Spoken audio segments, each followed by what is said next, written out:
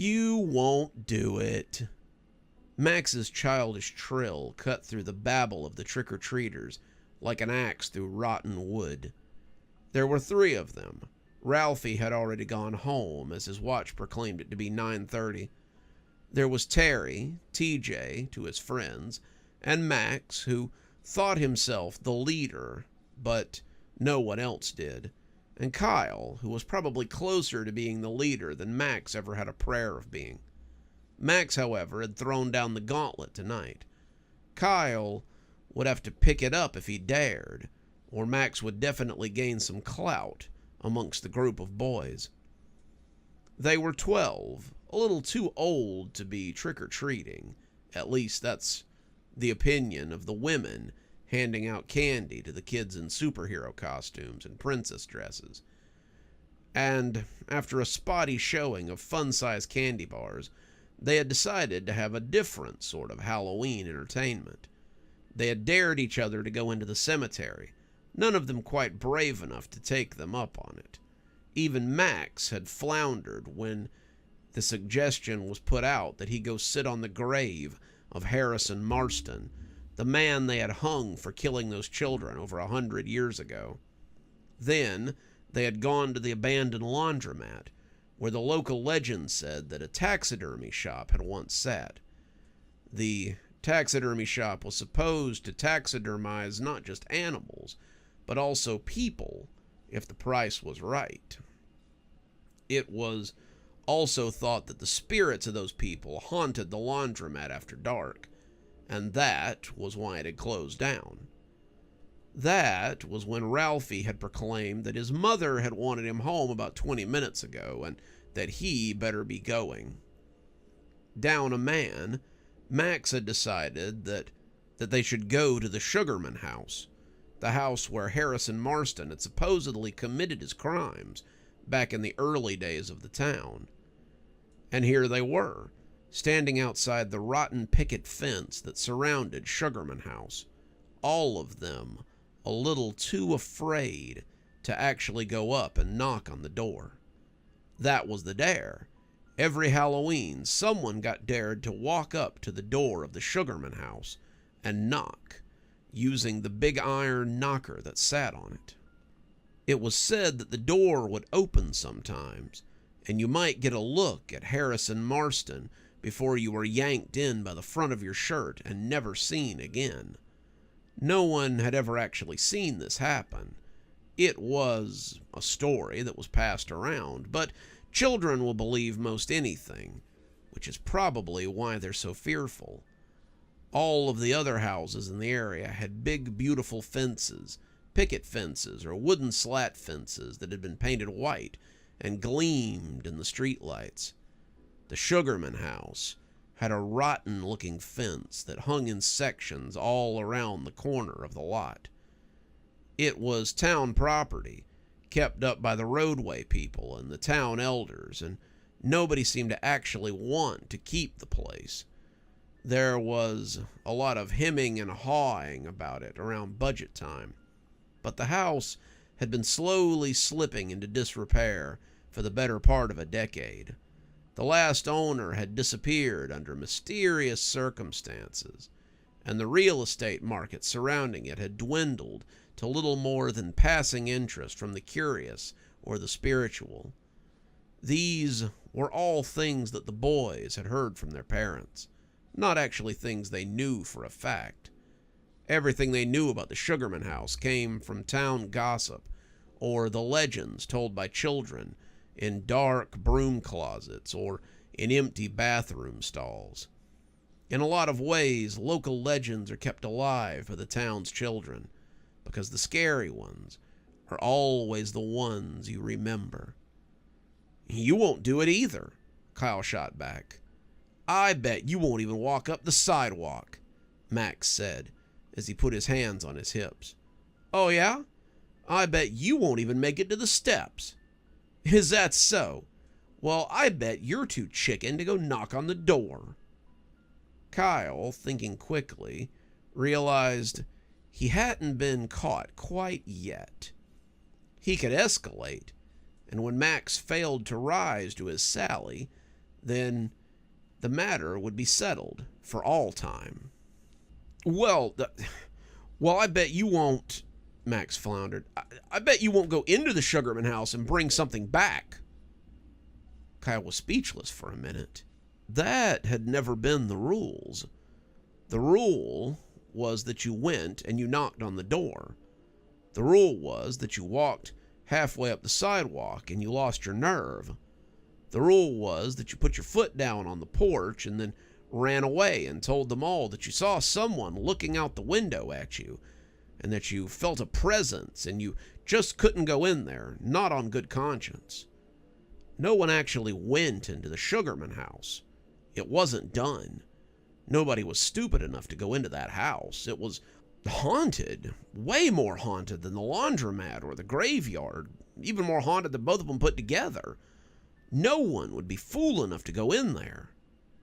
No one, it seemed, except for him. I don't know why I would, because you certainly won't, Kyle shot back. That's when Max issued the challenge, the most inescapable catechism in the child's lexicon, and the thing amongst 12-year-olds that is absolutely inarguable. I triple dog dare you. Kyle was speechless. Max had broken the sacred rule of never going straight to a triple dog dare. It wasn't done. You always escalated. You always worked your way up to the old triple dog dare. But here he was, facing down a triple dog dare and knowing that he couldn't refuse. If Kyle didn't go now, he could hang up being the leader of this clique or of any clique ever again. He'd be known as a wimp, a sissy, a yellow belly, and such titles would be as good as a black mark upon his forehead. He would walk the halls of Langtree Middle School as a social pariah, as an outcast. Kyle wasn't about to have that. Fine, I'll do it right now. Max and TJ looked at each other, both of them not expecting him to actually do it. Max had probably figured that Kyle would show how yellow he was, and then it would be unquestioning whether he should be the leader of the group or not. The idea that his friend and his rival might actually go through with it was unthinkable. Even so, the gauntlet had been thrown down, and now Kyle was going to take up the challenge. Our moms will notice if we're not home before 10 o'clock. That gives you about 25 minutes to go in there and get something and come back. If you're not back in 25 minutes, we're going home without you, and nobody will believe that anything you turn up with actually came from the Sugarman house. Kyle nodded and headed up the sidewalk. Kyle did not want to go into the Sugarman house. He hadn't even really wanted to go knock on the door. And as the two-story monstrosity loomed over him, like the closed eyes of a sleeping giant, he began to reflect on how stupid he had been to agree. Stones shifted under his feet. The roots that had pushed up through them, having long ago made them unstable. And Kyle tried to make his eyes look anywhere and everywhere at once, as he took in the spooky old crypt he must now venture into. The porch steps creaked under his foot as he ascended them. There were no Halloween decorations on the house, but it hardly needed them. This old place could have given the haunted mansion a run for its money. No Disneyland Imagineer ever thought of this place, and if he did, then he probably had nightmares for a week. Kyle went up to the door, raising his hand to knock before remembering that was no longer the bet. His hand shook a little as he reached for the knob.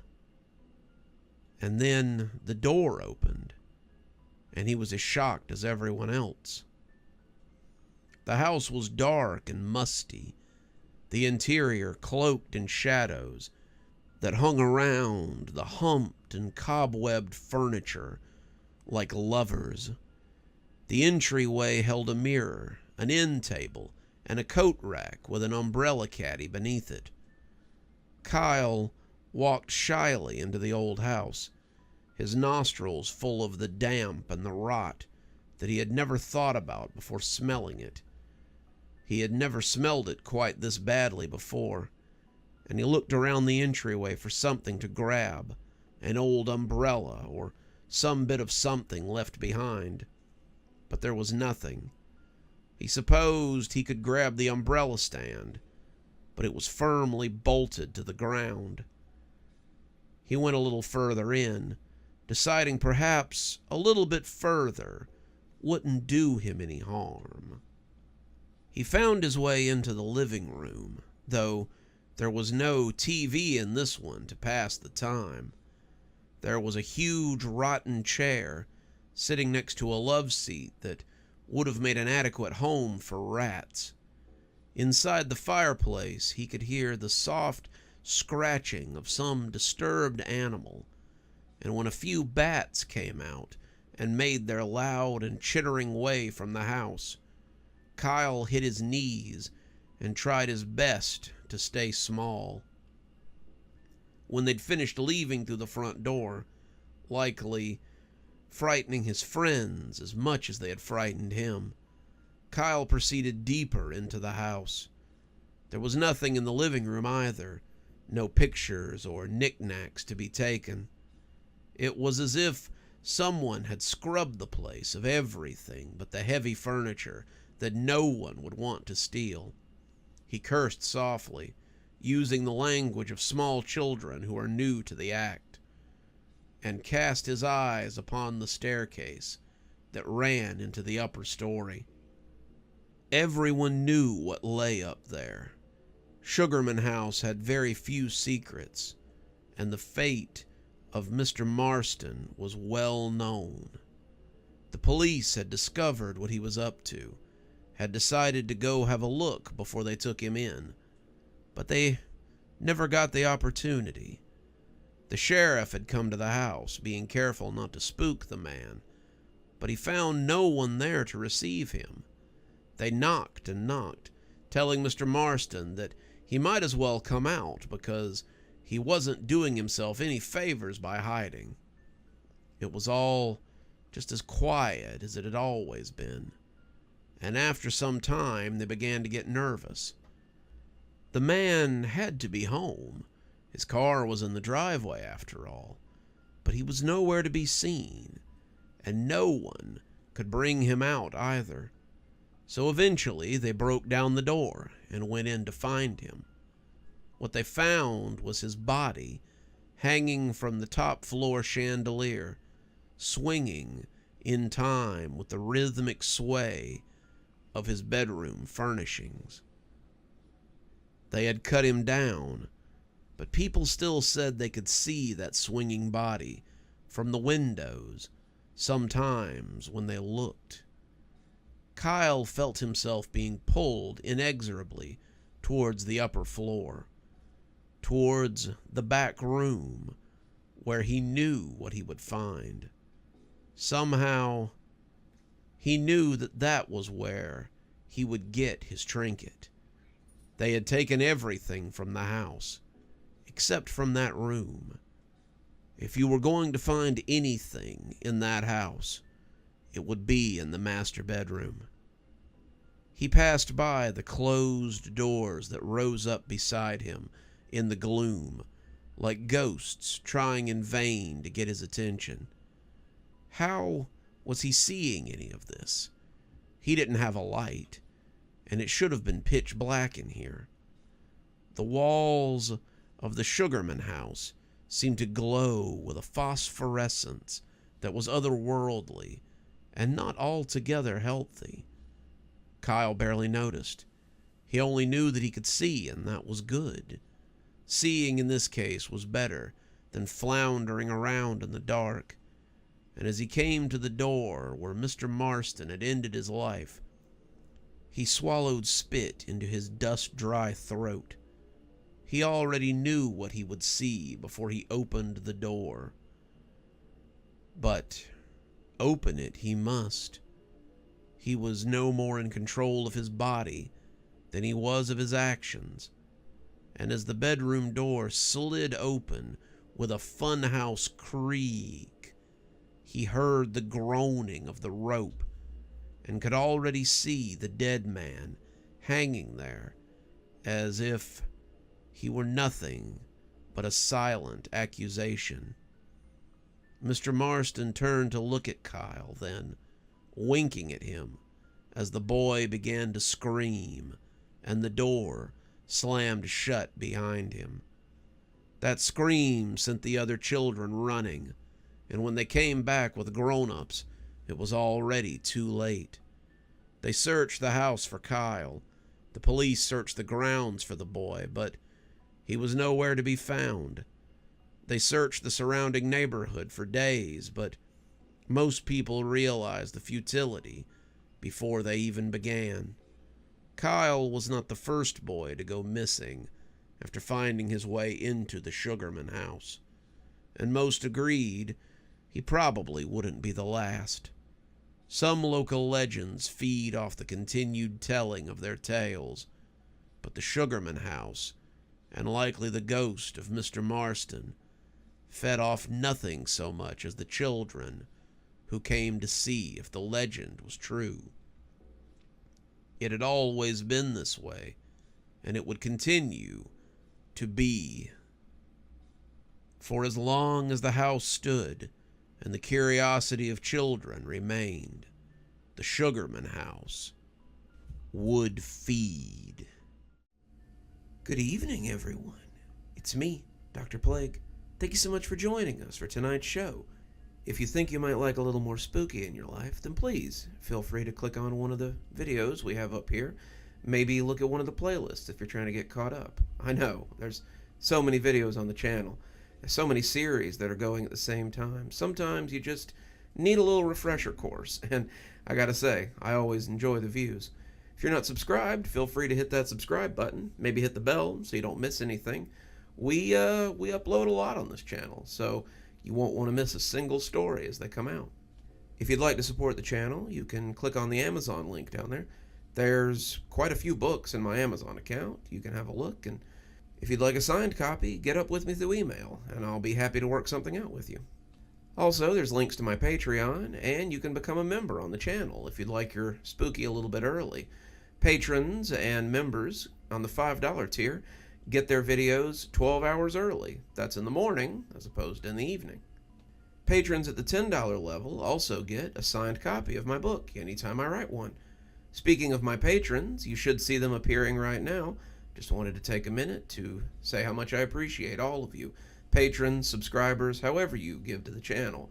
I really appreciate everything you do, and it truly touches me that you have chosen to support the channel in this way. Well, that's enough for now. Till next time, Dr. Plague, signing off. Have a wonderful evening.